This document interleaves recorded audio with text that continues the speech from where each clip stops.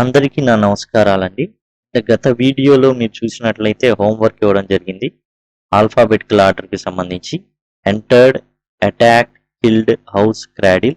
మీరు గనుక చూసినట్లయితే చాలా సింపుల్. ఆల్ఫాబెటికల్ ఆర్డర్ అనేది ఏం లేదు. ఏబిసిడిఈఎఫ్ ఎట్లా అయితే ఆర్డర్ ఉంటుందో ఆ ఆర్డర్‌లో పెట్టుకోవాలి. ఎలా పెట్టుకోవాలంటే మీకు కనబడుతున్న ఏవైతే పదాలు ఉన్నాయో వాటి యొక్క మొదటి అక్షరం ఏదైతే ఉందో లెటర్ అది మనకి చాలా ఇంపార్టెంట్ అన్నమాట. ఇందులో ఏ అనేది ఉందా మొదటి పదం అనేది చూసుకోవాలి. దాన్ని మనం రాసుకోవాలి. ముందు రాసుకోవాలి. ఇక్కడ మనం రాసుకుంటే అటాక్డ్ అనేది మొదటి పదం అవుతుంది.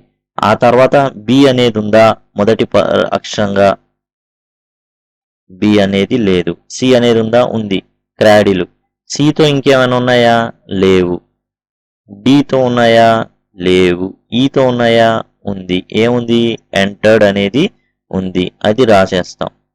ఆ తర్వాత ఎఫ్, జి, హెచ్ ఉంది. హౌస్. తర్వాత కే ఉంది. కిల్డ్. ఈ విధంగా ఎన్ని పదాలు ఉన్నాయి? 1 2 3 4 5. 5 పదాలు వచ్చేసినాయి. 1 2 3 4 5. ఒకసారి చెక్ చేసుకోండి. A, B, C, D, E, F, G, H, I J K ఆర్డర్లో ఉన్నాయి. ఇది ఆల్ఫాబెటికల్ ఆర్డర్ అనేది. ఇక మనం చూసుకుంటే వర్క్ షీట్ 3.3లో సింపుల్ పాస్ట్ టెన్స్ గురించి ఈ యొక్క సబ్స్టిట్యూషన్ టేబుల్ అనేది ఇవ్వడం జరిగింది. పేజ్ నెంబర్ 43లో ఉంది. ఇక్కడ మీకు కనిపిస్తుంది 5th క్లాస్కి సంబంధించిన గ్రామర్ అండి. టెక్స్ట్ బుక్ ఏదైతే ఉందో 5th క్లాస్ సంబంధించి ప్లేలిస్ట్ అనమాట. అండ్ టోటల్గా మీకు ఇక్కడ కనబడుతున్నాయి కదా, ఇవన్నీ కూడా 5th క్లాస్ సంబంధించిన గ్రామర్ టాపిక్స్. ఈ క్రింది డిస్క్రిప్షన్లో అనేది ప్రతి క్లాస్కి సంబంధించి, అంటే టైటిల్ ఉంది కదండి, టైటిల్ మీద కనుక మీరు క్లిక్ చేసినట్లయితే ఈ వీడియో టైటిల్ని డిస్క్రిప్షన్ అనేది ఓపెన్ అవుతుంది. అక్కడ మీకు ప్రతి క్లాస్కి సంబంధించిన ప్లేలిస్ట్ అనేది ఉంటుంది. 7th కానీ 8th కానీ 9th కానీ ఆ విధంగా. అట్లా కాకుండా బ్లాగ్ అనుకోండి, అండ్ టోటల్గా మీరు ట్రాక్ చేసుకోవచ్చు ఎంతవరకు మీరు చదివారు ఏంటి అనేసి. 2nd class, 3rd, 4th, 5th work బుక్లతో సహా చేయడం జరిగింది. అండ్ పీడిఎఫ్లో అయితే పర్చేస్ చేయాల్సి ఉంటుంది. మిగతా అన్ని కూడా ఫ్రీనే అనమాట. First year, second year, interview అవన్నీ కూడా వీడియోలు ఉన్నాయి. యాజ్ వెల్ యాజ్ ఆన్లైన్ టెస్ట్లు ఉన్నాయి యూట్యూబ్లో మీకు ఫ్రీగా. వాటిని కూడా మీరు ఈజీగా చేయొచ్చు. ఇవన్నీ కూడా టాపిక్ వైజ్ మీరు కంప్లీట్ చేయదలుచుకుంటే క్లిక్ చేస్తే మీకు ఆ వీడియో ఓపెన్ అవుతుంది. ఇప్పుడు సపోజ్ మెయిన్ క్లాసెస్ గురించి తెలుసుకోవాలి, లేదా యాడ్వర్బ్ క్లాసుల గురించి తెలుసుకోవాలంటే ఈ 1 అని ఉంది కదా, దీన్ని క్లిక్ చేసినట్లయితే మీకు వీడియో అనేది ఓపెన్ అవుతుంది. దాని నుంచి మీరు చక్కగా నేర్చుకోవచ్చు. డిగ్రీస్ ఆఫ్ కంపారిజన్ ఒక్క నిమిషంలో ఎలా నేర్చుకోవాలి, టిప్స్ ట్రిక్స్ ఇంకా ఫర్దర్గా అలా. తర్వాత టెస్ట్లు ఇవన్నీ కూడా టెస్ట్ 1 2 3 మీరు ఎంతవరకు నేర్చుకున్నారనే దానికి టెస్ట్ కూడా మిమ్మల్ని మీరు చేసుకోవచ్చు. ఆ విధంగా టెస్ట్లు కూడా ఉంటాయి. దాన్ని కూడా మీరు ఈజీగా చూడవచ్చు. అట్లానే స్కూల్ అసిస్టెంట్ అనుకోండి, మీరు స్కూల్ అసిస్టెంట్కి కనుక మీరు ప్రిపేర్ అవుతుంటే pcbenglishessay.blogspot.com దీని ద్వారా కూడా మీరు టోటల్ సిలబస్ 2011 ఏదైతే సిలబస్ ఉందో టోటల్ సిలబస్ అన్నమాట ఇది. ఆ సిలబస్ మొత్తాన్ని విత్ మెథడాలజీతో సహా, మెథడాలజీకి సంబంధించిన వీడియోస్ కూడా మీరు ఎలా పొందొచ్చు అనేది ఉంటుంది. ఇక్కడ నోట్స్ కావాలంటే ఈ విధంగా పర్చేస్ చేయాల్సి ఉంటుంది. క్లాసెస్ లింక్ ఈ విధంగా ఉంటుందన్నమాట. ఇక్కడ మనం చూసినట్లయితే సబ్స్టిట్యూషన్ టేబుల్స్ ద్వారా సింపుల్ పాస్ట్ టెన్స్ నేర్చుకోవచ్చు. I saw a mongoose, I saw a bird, I saw a snake, I saw a tree, I saw an elephant. ఈ విధంగా మనం సెంటెన్సెస్ ఫామ్ చేయొచ్చు, పిల్లల చేత ఫామ్ చేయించవచ్చు. గతంలో ఈ సబ్స్టిట్యూషన్ టేబుల్స్ మీద కూడా అడగడం జరిగింది, ఎటువంటి సెంటెన్సెస్ని సబ్స్టిట్యూషన్ టేబుల్స్ ద్వారా నేర్చుకోవచ్చు.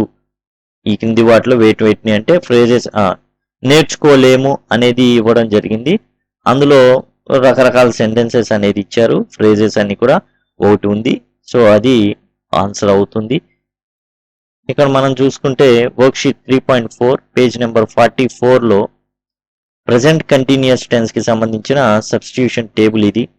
ఏ little baby is sleeping, a little baby is playing, a little baby is jumping, a little baby is climbing, a little baby is dancing.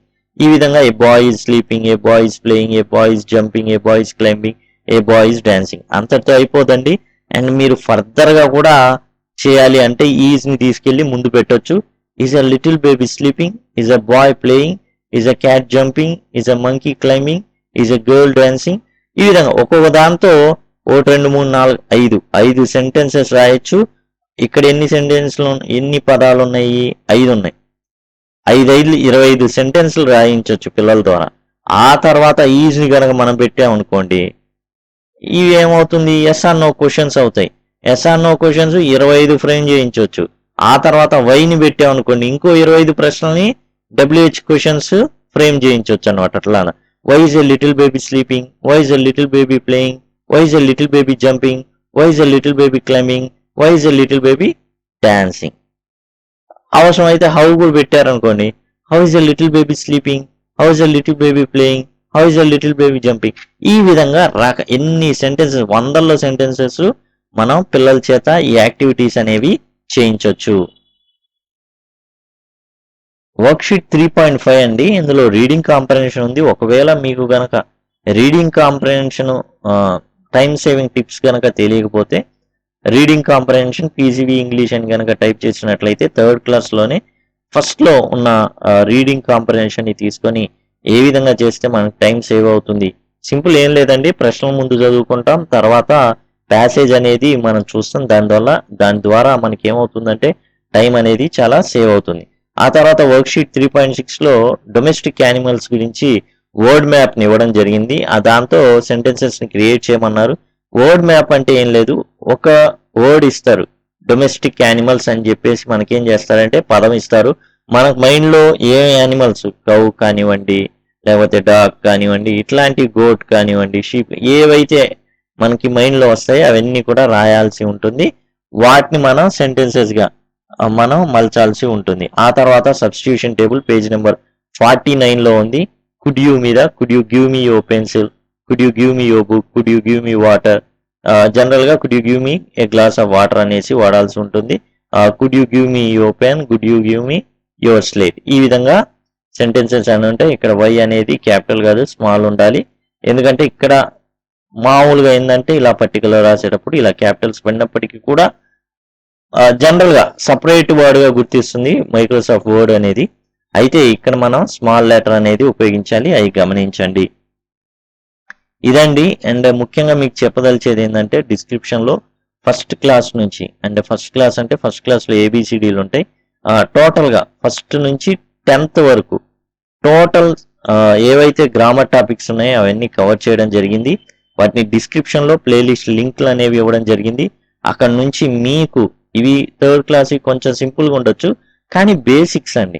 యాక్చువల్గా నేను చెప్పాలంటే 3rd క్లాస్లో ఉన్న బేసిక్స్ అనేవి డిగ్రీ 3rd సెమిస్టర్ వాళ్ళకు కూడా ఉపయోగపడే విధంగా ఉన్నాయంటే మన టెక్స్ట్ బుక్ని ఎంత చక్కగా రూపొందించారు అంటే బేసిక్స్ అండి.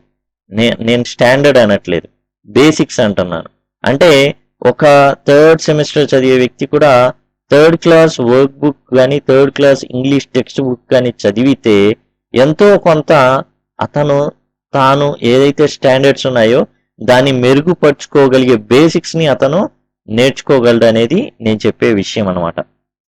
ఇదండి. అండ్ టోటల్గా మీరు ఏదైతే బ్లాగ్స్ ఉన్నాయో ఆ బ్లాగ్స్ ద్వారా మీరు సిలబస్ కంప్లీట్ చేసుకోవచ్చు, ముందే సిద్ధంగా ఉండొచ్చు ఎగ్జామ్స్కి.